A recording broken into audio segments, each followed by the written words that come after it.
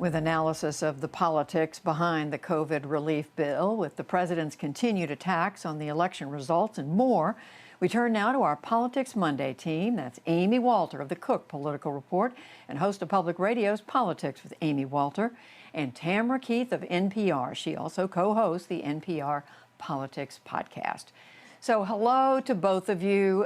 We heard Lisa Desjardins lay out just a part of that 5,500-page deal, Amy, that Congress is apparently tonight coming around to passing. Here we are. It's another deadline, and I hate to be so crass as to ask you to boil it down to winners and losers, but who do you see as the winners and the losers here? Right. I mean, clearly, the winners and losers are kind of in the same camp, and that's the American public and small businesses. Many of them are winners in that they're finally seeing aid that has been sort of in the works here since earlier in the summer. They are also losers, though, because many of them, especially many of these small businesses, just didn't survive the summer and fall when these negotiations were basically deadlocked. But there are a couple of other sort of political issues here that I think are important to think about. You know, the first is that you have in Georgia the two Senate races. January 5th is a special election. Democrats have been making the case against the two sitting Republican senators that they haven't done enough on COVID relief. Well, now those senators get to go back home and say, guess what? We're bringing a lot of money back to Georgia to help folks who are struggling in the pandemic. The other question that I think is going to be interesting is see what this means for President-elect Biden. On the one hand, this is good news for him because he doesn't then show up on January 20th with a desk full of a whole lot of economic problems, maybe an economy that's gotten a whole lot worse over the 6 weeks between now and when he gets sworn in. But it also means that he doesn't have the same sort of possibility to push a stimulus bill in his first few days, use it as a vehicle to do a lot of the things he promised on the campaign trail. And a good economy or an improving economy will be good for President-elect Biden. At the same time, it makes it harder to convince Republicans that they need to agree to another big stimulus package. So, Tam, pick up on that. I mean, what would you add in terms of the political calculus here, both in terms of the Georgia, the runoffs coming up very early in January, and then what it means for Joe Biden, as well as, you know, what we're talking about right now for people?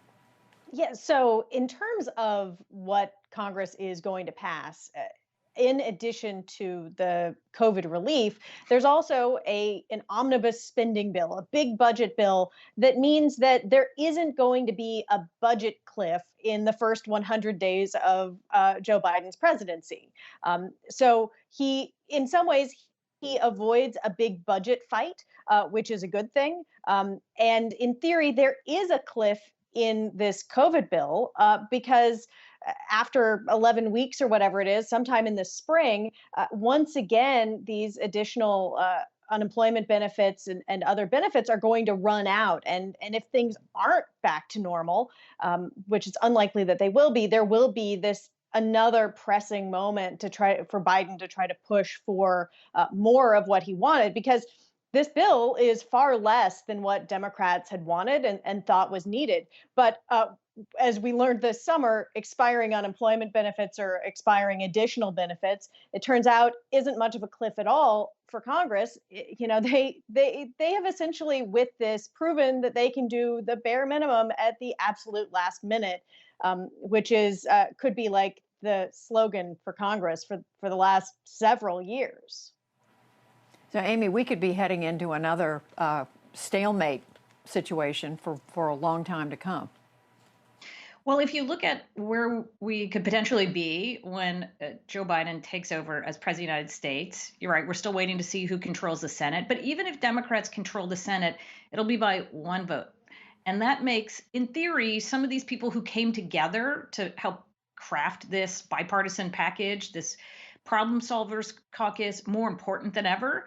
And theoretically, that could mean we see more cooperation, that the folks who aren't on either Mm. side of the ideological spectrum say, oh, you know what? We have a lot of power and influence. Let's get together and try to do more of these bipartisan deals. And they have in President Biden someone who says, absolutely, this is what I campaigned on doing. I would love to do that.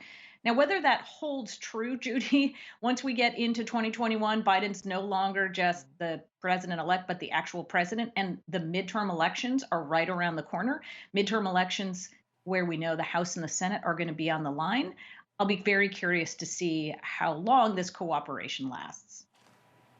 Well, it isn't often that we hear a forecast of uh, people actually getting together and agreeing and passing legislation smoothly. But Tam, you can pick up on that. But I also want to turn just quickly, if you will, to President Trump, because what we've seen, not only is he still pushing the baseless conspiracy theories about the election, but he's talking about things like seizing voting machines, declaring martial law. I mean, it's moved into the area of fantasy. Even his own attorney general is saying, you know, that shouldn't happen. Is this the kind of thing? Are we now in territory where the people supporting where it could hurt the support that he has in some way? How do you see that? I'm not sure that it necessarily can really truly hurt the support that he has, but certainly it can hurt the democracy. It can hurt the country, Sure. and President Trump at this moment, I think it could also hurt his legacy. Um, and it's not clear that he is thinking about his legacy. Well, it is clear he's not thinking about his legacy in the same way that any past president has thought about their legacy. I mean, many past presidents have thought of sort of a smooth handoff as part of their legacy. President Trump is in the middle of a crisis. This is a moment where, with the coronavirus, he could be taking charge, but instead he's showing a level of indifference while at the same time tweeting out conspiracy theories, undermining one of the pillars of democracy in free and fair elections. And you know, he could be working on coronavirus. Heck, this week he could be out promoting two vaccines in Operation Warp Speed, and we just haven't seen him in days and days and days. I mean, even Joe Biden today said that the current administration deserves some credit for Operation Warp Speed, but for sort of inexplicable reasons, President Trump isn't really taking that victory lap.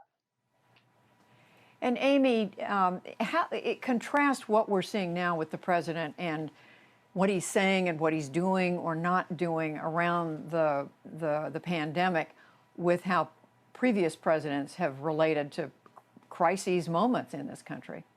Right. I mean, this is going to be one of those things that we're going to be studying for quite a long time, Judy, whether a better response to COVID from the very beginning would have helped Donald Trump's chances. And so it feels like we've had this conversation so many times over the course of this presidency. We've had such a tumultuous year, and yet opinions about the president over the course of this year barely budged. In some ways, because he never changed the way he operates. In other ways, there's very little that would change people's opinion of him because it sort of got locked in so early on in his time as candidate and his time as president. The thing to me that I look at and to think sort of where does the Republican Party go sort of post-Trump? You know, what is Trumpism without Trump? To me, it's kind of what he's doing right now, which is always fight for everything. It's not even about winning and losing. It's about never admitting when you do lose. And so what worries me as we go forward and thinking about, as we said, can we put other deals like this together? Can we see more cooperation? If the whole point of politics is just to fight, then you're never going to end up with anything that looks like compromise, right? That compromise becomes something that only losers do.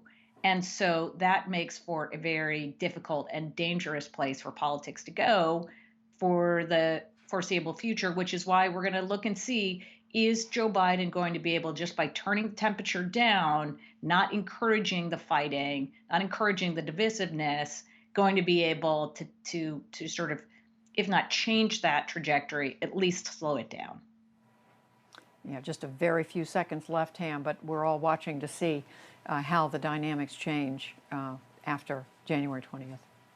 Yeah, and it's certainly worth noting that the House is going to be very, very narrowly divided too, and House members have even fewer incentives to be seen as go along, get along deal makers, bipartisanship. The incentives aren't really there for House members to be bipartisan. That was a big disappointment for Democrats in the House. Well, we thank both of you, Tamara Keith, Amy Walter, Politics Monday. Thank you. You're welcome.